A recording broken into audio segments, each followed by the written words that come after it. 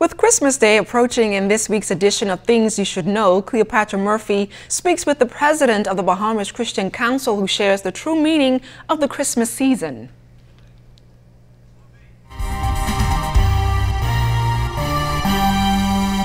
The Christmas season is upon us once again, and with consumerism being peddled more and more each year, Bahamians and the rest of the world seem to be losing the true reason for the season.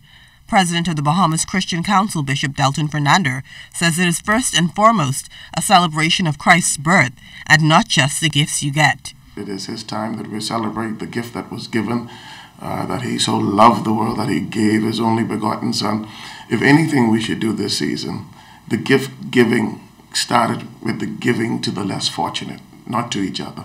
And so if we're going to give a gift this year, it should be to those who cannot give back to us. Fernando says Jesus was sent to redeem the world from its sins, but even at the time of his birth, there was no room for him, and he had to be born in a manger. We're always cognizant of today.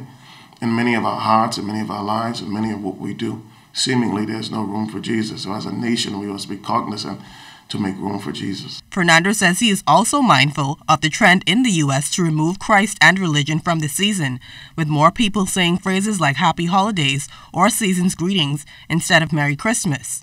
He says Bahamians must be careful of that and be intentional in their efforts to preserve the true meaning of Christmas that is more than shopping. I would like to go around and see some decorations with the cross, with the manger.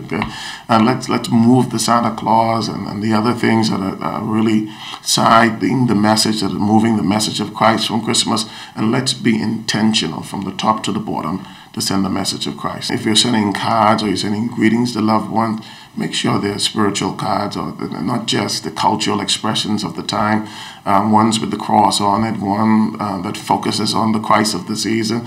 Cleopatra Murphy, ZNS Network News.